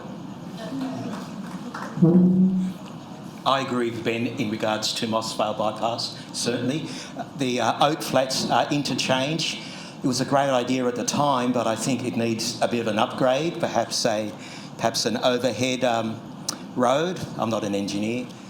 Tongara Road through Albion Park after 3:30 is a bit of a nightmare, but you can avoid it by just using one of the side streets. It appears not too many people know about it, but yeah, there is work to be done, definitely. Traffic updates with Raymond will be live every morning. Credit to my good friend, but we need to do something more than have rat runs doing burnouts in front of people's houses in the side streets. A lot of these projects have been around for a long time. The one out the back there's been 60 years. They're still talking about it. The Oak Flats one they just announced the other day. They're going to be doing 2 days of drilling in the next couple of days to try and find out where the services are underneath. I mean, can you believe that? They've got to spend 2 days digging holes in the ground to find out where the services are, and then they'll review that and combine that with their other study and get back at some point in the future, which will probably be before the next state election, quite frankly. So yeah, we need to do a lot for roads. Gilmore, our neighbouring electorate, in February, the government announced $40 million in roads to go to the Gilmore electorate, and guess why? Because the seat has a margin of 300 votes. We don't, so guess how much money we've got? Big fat zero. And just, I'll finish in the next 20 seconds, but as at February when I did that analysis, the number of grants this year given to Whitlam from the federal government was zero. At that point, a lot of other electorates were having $20, $30, $40 million. We got zero. And then Stephen Jones woke up one morning and said, quick, look up at the wall, we better find something to give these people before they find out. So guess what they did? They gave a couple of $1 million to Wingecarribee Council to build an old arts centre where the council has to now go and borrow $4 million to pay for the rest. It's just ridiculous. Okay, thanks, Paddy. Jamie. I completely acknowledge that a lot of these issues are kind of local and state government. A lot of that has become because it starts with federal, and when they can't afford to do a road, they shift it down to state. When they can't afford it, they shift it down to local. So I think we need to take responsibility for our roads. But the main thing we need to do is get vehicles off the roads. If you're looking for one infrastructure that we could build, is the Malton-Dumbarton Railway link. It was turned down originally because all it was freight rail for coal to go up and down the mountain. If we duplicated that and put in both a commuter and a freight link, we would be able to access the employment opportunities here and in Western Sydney. We would be able to create export links from Western Sydney straight out through Port Kembla, better utilise the infrastructure that we've got, create more employment and create safer roads. Okay. And half of the bridge and everything is still there, ready to go. Yeah, quickly, Ben, and then we'll move on. Before I was disendorsed, I went through and I put in a request for funding. I had projects signed off, ready to go. I had the Mossvale bypass was one of the projects I requested. I requested hundreds of millions of dollars worth of projects for this electorate, and I got that from all the councils, all their shovel-ready projects all around the electorate. So I got the money. We actually had stuff coming through. $5 million for the Shell Cove, sports field upgrade, $1.9 million for the Red Reserve kiosk. I got all those done, and more was coming, hundreds of millions of dollars. But I fought for that, and I was the one who pushed that to the party for the very first time. Because of me, we were getting commitments of electoral funding from a major party that wasn't Labor. Okay, I'm going to try and start squeezing in some questions from the audience. So this one doesn't have the person's name on here, but they say 10 out of 10 for turning up, so congratulations for all of you guys for coming tonight. How do we engage our young voters not to be so apathetic? We need movers and shakers and people with passion, so how do we motivate our young? Maybe we'll start at Ben first and move down. Okay, Sharon, go ahead. Ladies first. Yeah. You just spoke, yeah. I always wanted to be a teacher, and so I made sure my children had a good education. And, God, I just lost my train of thought. See? Bad karma. Oh, dear. I'll come back to it. We'll come back to you, Ben. Well, the first thing is we need to start listening to our young people. No one asks them what they want. Oh, it's come back. No one asks them what the young people want. No one listens to them. All they get told is you're not good enough, you don't work hard enough, you bludge too much, you buy too many avocado sandwiches. Nobody actually asks them what they want. And nobody actually says that you can do it. You are capable. You are good. You are smart enough. And that's one of the biggest things that I see, the disconnect between the generations, and it's a generational war that started. We need to stop telling our young people that they can't do it. We need to stop telling them they're no good. We need to tell them you are capable, you are good, and you can do it. And we need to start helping them and helping them get ahead in life. And that's what we need to do. Sorry, I just remembered. It starts with a good education. It starts with having a proper family where values are established and they're given the opportunity of a vision, you know. The Bible says, without a vision, the people perish. And when I had my kids in high school, I asked for their careers advisor to make sure they had a week's work experience. And they said, oh, we don't do that any longer, okay? And I said, well, I did it when I was in year 10, and it made a difference because I was transitioned into the skilled area that I wanted to be in. And without that parental push, okay, my daughter went to a primary school to do her year 10 work experience because I had to push the careers advisor. So we need people, and I really, with politics, kids need to understand how to vote. They need to understand the system. We need to have proper education, and we need to be able to give kids a skill set, to know their skill set, so that we can have psychometric testing, we can give them career advice, we can give them work experience, because then they'll know where they're gifted and where they're not, and where they can be placed in life and not career change all the time or job hunt. We just need to look after our kids and our grandkids.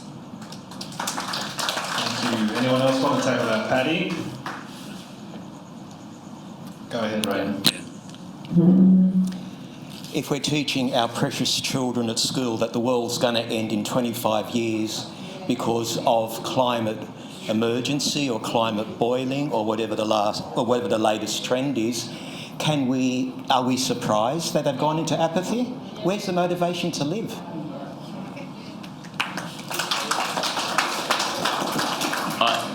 I think the issue of children has been addressed by the other panellists, but I'm really hoping there's going to be a question on what we're going to do for seniors, because we've got over there. It's coming next. Oh, good.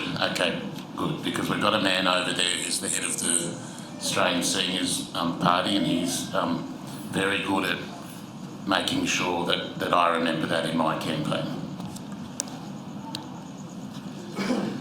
This is a scary place. Make no mistake, every one of us up here is shaking on the inside, and I wouldn't, as a child, as the 20-year-old me, I wouldn't want to be here. But the Greens have a youth fellowship program that we're bringing up. young people that we interact with at climate rallies, at employment rallies, that want to get involved but look up here and think, I ain't going there. We're giving them the support and the structures they need to be able to find their voice and find their place up here. I really hope that this is the last time I stand for Whitlam, because I reckon there's going to be a 25-year-old that's going to set the place on fire. Okay, we're going to move from the youth to the elderly, and Ron sent through this whole list of facts and figures here. I'm not going to be able to read them all out, but I'll jump to the question. Why can't pensioners get at least the minimum wage as it is indexed let me start that again. Why can't pensioners get at least the minimum wage as it is indexed and/or as an absolute minimum get the petrol vouchers reintroduced, $500 per annum to cover the cost of the rising cost of living? So this is aimed at pensions. How can we better support our pensioners? Paddy? On the specific question of the $500 thing, I think that's a sensible thing that can likely be dealt with in the budget. So I think that makes a lot of sense, that particular scenario. But it's one thing to ask us, no matter who is elected, we won't write the national policies on these things, but we potentially will hold the balance of power and have significant influence in it. So from a general point of view, I will advocate for policies that help those in aged care, those approaching aged care, and the families of those in aged care, because as I've been door knocking, the number of people that have approached me about the concerns with Centrelink, when mum or dad goes into care or dies, the number of problems they have with forms and consents and getting things done at that time of people's lives, Centrelink should be dealing with them efficiently and effectively.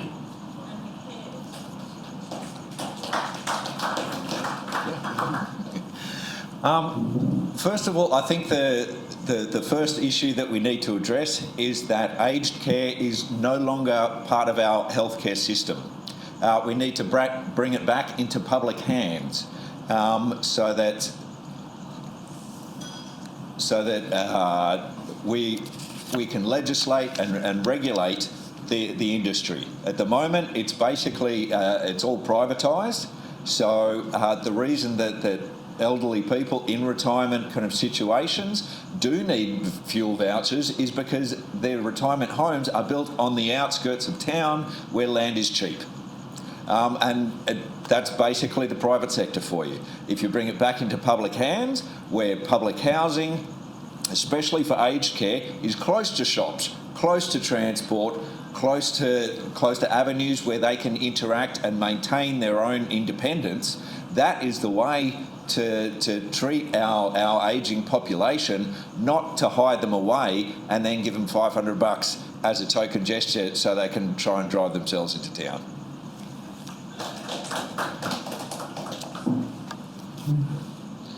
As a senior myself, I'm looking to retirement, but not for the moment, because I would like to be elected. But our own party leader is a senior, and she's safe for another 3 years. And she's come out with a brilliant aged pensioners and self-funded retirees policy. So let me just explain this, because this will actually help a lot of people. To be able to work as a senior is important if you want to. But if you are penalised, you'll lose your pension if you work certain hours. So One Nation says, well, you can work in our policies part-time or full-time, but without penalty and still have your pension. We want them to be able to earn an income and not be affecting their pension. We want to raise the tax-free threshold for self-funded retirees who don't get a pension. They've worked their life, they've got their little nest egg, but if they want to work, they still pay tax, and that's fine. But we want to increase the tax threshold from $18,200 to $35,000, because there are approximately 2 million fully or partially self-funded retirees in Australia. From 2023, 43% of Australians at retirement age will be self-funded. We want more participation in the workforce by qualified, experienced Australians, because we really need self-funded and retirees back in the workforce as well. Okay, thank you, Sharon. I'm really sick of seeing our seniors who've worked so hard their whole lives be left behind. They get treated, like second-class citizens after they've worked hard their entire life. They're expected to live off a pittance after all the hard work they've put in. And unfortunately, not everyone got to do superannuation. That's a good thing, superannuation, but not everyone got to do it. And now you look at a lot of seniors who have worked hard their whole lives, they've got their superannuation, they did it all the right way. It's running out because it's still not enough to live. And all it's going to take to wipe them out completely is for the cost of living to go up even more. So this is a big problem that I don't think is going to get solved by just throwing money at it, because if the economy is not managed correctly and the cost of living isn't brought down, the pensioners are going to be in very, very big trouble. And if they increase the pension, no one asks the question, where is the money for that going to come from? But the truth is, the pension that they're on now is not enough and they can't live off it. Letting them work is good. That's a good thing, and I think that's, but they've retired. What if they don't want to work? What if they can't work? What if they're unwell or they're injured because of all the hard work they've done in their lives? The fact of the matter is they're not getting taken care of, and the privatised system is a problem because that's a profit-driven system. That's not a system that's designed to take care of our seniors. That's a system that's designed to make it turn a profit and a profit margin. So we need to start putting people first and put people before profits. Okay, thank you, Ben. All right, Paddy, mate, I haven't forgotten about you. Now, you say on your website that the family law system is broken. A system that has lost sight of its purpose is ruining families and individuals. Families should not be caught up in battles for court for years. The system must be overhauled to protect the vulnerable and deliver quick and efficient outcomes. So my question to you, Paddy, is what is your proposal to fix the family law system? If I had a complete proposal to fix the family law system, then I should be the Attorney General. So it's not about having a complete fix. Often in these jobs, as a representative of the community, you advocate and represent them and put things forward to achieve change. So in the case of the family law system, and I've had experience in that as a lawyer for many years, the process takes too long, it's too expensive, and ultimately who suffers is the children. And there's so many people that this touches. Apart from my experience, I've seen it door knocking. The grandmas are distressed, the grandpas are distressed, the dads are distressed, the mums are distressed. This affects families all over Australia. So I propose that if I am elected, I will certainly drive change to the family law system with an emphasis, and I know all of the people in the industry. I know them all. I know all the judges. I know everyone in that industry. We'll get a significant panel of people together and put reforms to whoever is in government and pursue that for change with a couple of key things: expedition, quick, and good outcomes. So they have to be in and out of the system. They can't be tied up in the system. They can't be allowed to. You can't have either side of the debate allowed to clog up the system and cause ongoing distress. And is that the biggest problem that you see? Not the spirit of... the biggest problem in the family law system. The biggest problem in the family law system is resources to it. There's not enough resources allocated to it in terms of judicial officers and the like. There's the ability, therefore, when anything is delayed, you have the ability to play the system. So if resources are addressed and tightened up and the overall review is focused on outcomes, you can get people in and out of the system. John Howard set up the Federal Magistrates Court with a view to having people in and out of the court within 6 months. Now, I can tell you from experience, Within about 6 months of that court being set up, it was up to 3 to 4 year delays also. So it entrenches conflict and it causes people to hate each other even more. And again, it's the kids that suffer in that system. So certainly that's something that I will be advocating for change on. Okay, thank you, Paddy. Sharon, quickly. I was up in Singleton on the weekend in Cessnock with our candidates up there in the Hunter, and Pauline Hanson was there, and she spoke, and she is absolutely passionate. I wrote lots of notes about this in relation to the family law courts, and she said that the abuse, whether it be the mother or the father or the grandparents who don't get to see the kids, okay, because they're locked away because of false domestic violence claims, and the people are never charged with perjury for that. And she said that the Liberals made a promise that if they are elected, okay, and they get the balance of power, then they'll put a task force. We're still waiting for that task force. So if One Nation, we have 150 electorates across Australia, including 47 electorates in New South Wales. We're covering every single one of them. So our aim, especially in the Senate, that if we get the balance of power, this area is going to be looked at supremely. Okay. Anyone else on the family law that want to make a comment? No? All right. Look, we're getting towards the end. I'm sure everyone's tired. Do you want to squeeze in a few more questions? Yes? No? You've got a few head shakes? Okay. Let's squeeze in a couple more. All right. Here's a question from the floor. Now, this area, Whitlam, has seen real cuts in youth services in a mental health crisis.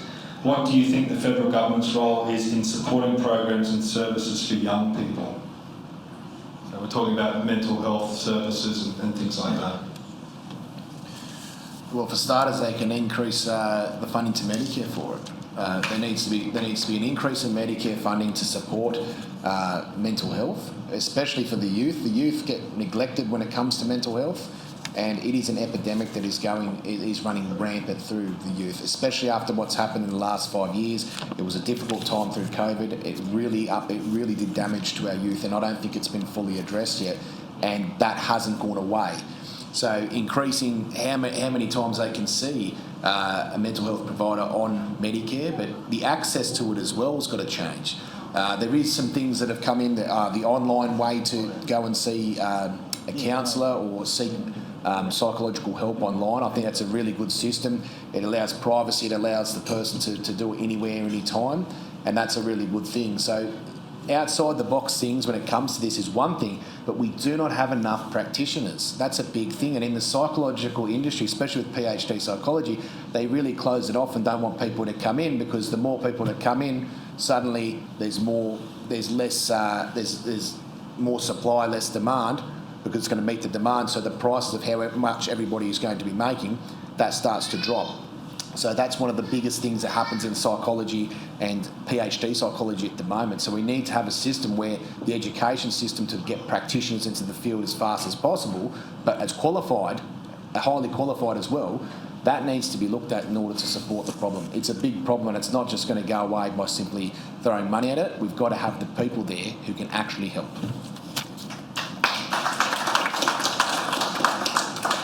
I don't believe in extra funding or more money will solve it. Kids don't need a handout, they need a step up.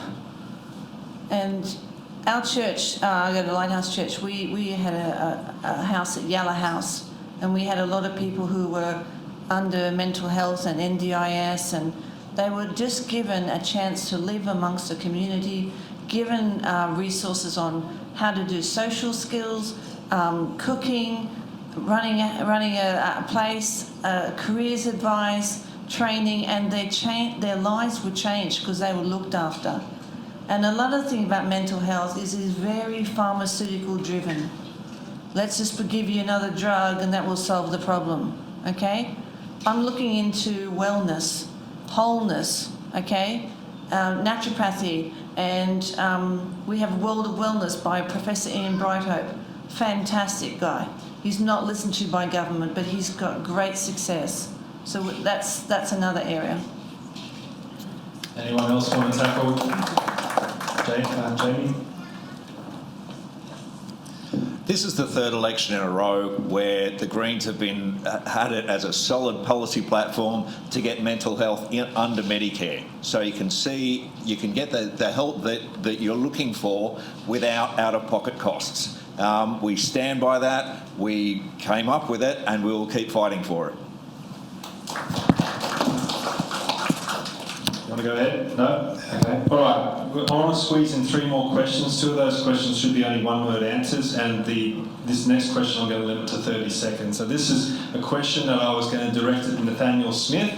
He's not here again, but it was about the Liberal Party, and there's a lot of disaffected Liberals out there. You have a lot of them are migrating to minor parties like One Nation, the Libertarians, and also migrating to independents as well.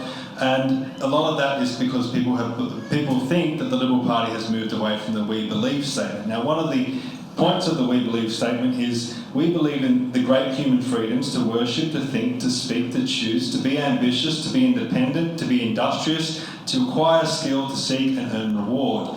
Now, in recent years, we've seen the Liberals embrace restrictions during COVID. They've floated the misinformation, disinformation bill, although they did vote against it ultimately, and they supported the ban for under 16s. And most importantly, I suppose, in Whitlam here, they just disendorsed a candidate for expressing an opinion that was based on his own personal experiences. So the question is, 30 seconds each, if you're going to be the member for Whitlam, are you going to protect personal freedom and stand up for personal freedoms of the electorate?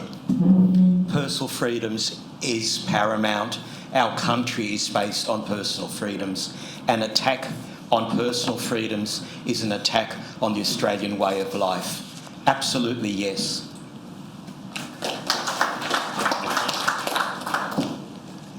Okay, personal freedom in 30 seconds. Essentially, the Greens are based on the principles of inclusion and diversity, and that is allowing everyone to express themselves, to live their lives in their own way, in a productive and kind of cooperative way. If you want personal freedom, then the Greens have been campaigning for it since our foundation. Yes. If you go on to One Nation's policies, that's number 1, the freedom of speech. It's a constitutional protection of freedom of speech. The Liberal Party isn't the Liberal Party anymore, and they should rename themselves to the Moderates, because that's what they've become. So there's no saving it, and it's never coming back. In relation to freedoms of speech, absolutely I support it. And it is paramount to our society. If you can't say what needs to be said, nothing else will happen. The United States put it as their number 1 on their constitution. Out of everything that they could have put on there, they chose to put that as number 1, because even talking about fighting back was started in pubs, it was started in taverns, it was started in churches, people being able to openly and speak freely. Okay. Anything that gets done must be done under freedom of speech. Thank you, Ben. All right, final 2 questions. So this one should be very, very easy. This is from Alex. Put your hand up if you voted yes to the voice referendum. Okay. Very well. Even some audience members are doing that. Very good. Okay, final question. This one's from Louise. Of the 2 most likely Prime Ministers, who do you prefer, Anthony or Peter? So I don't know who wants to take that question first. Paddy? This might seem trite, but Ben was the Liberal candidate a couple of days ago. With what I'm hearing about the Liberal Party, who knows what might go on in that party room if they were elected. Can I say I am running against the Labor Party because I think they've done a very bad job in this electorate, so I wouldn't pick Anthony Albanese. So if I had to pick one of the 2, this is right now, we're not talking about after the election where anything could happen, because after the election I'll do what's best for Whitlam, but right now Peter Dutton I think would be a better Prime Minister than Anthony Albanese, but the way it's going that will not happen. I said it in my opening statement, there's been 2 parties for too long. There's a very good chance that there will be a minority government in the next parliament, so use your vote wisely. Vote away from the major parties and show them definitely that they are past their use-by date and that we need more voices, more diversity in parliament.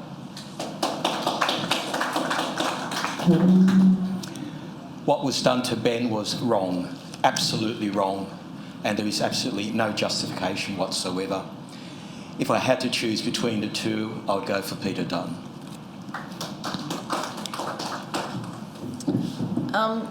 Yes, what happened to Ben was not good, but I don't think that he should be given celebrity status over all of us because of this incident. We should be looked at as individual candidates and valued on each of our merits and capabilities to be considered a candidate, a representative, because it is the House of Representatives for Whitlam. So vote wisely, but I think Peter Dutton is the better because Albo's already looking at his house on the Central Coast, and we hope he doesn't put in the offshore wind farms over his house there.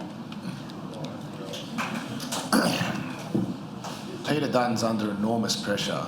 The same people that come after me are going after him. They don't want him to be the Prime Minister. I know how much pressure he's under, and I know that even people close to him are not giving him the correct information or treating him as how he should be treated, which is to be treated good. I have no animosity towards him, and I forgive him. And if I have to look at it from my country, putting Albanese back in, you can't really say that's a good option for Australia. So if you're asking me who, it'd have to be Peter. Okay, everyone, look, I want you to all give our candidates a big round of applause. They've laid their convictions on the line. That's all we can ask for in our democracy. So thank you, Jamie, thank you, Paddy, thank you, Raymond, thank you, Sharon, and thank you, Ben. I'm going to hand over to Jason now to close out this evening. Thank you, Jason. Thanks, Stephen. Can we put our hands together for Stephen moderating tonight as well? He's done a fantastic job, I think.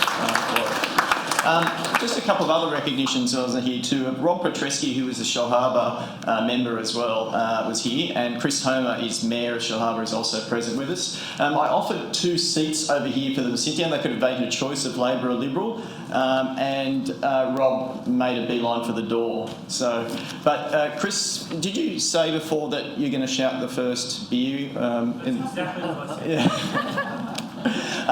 But look, in all honesty, give me 60 seconds and then we'll shovel over there. I'm going to get something to eat and drink. Please feel free to mingle at that time and ask any other questions that you might have.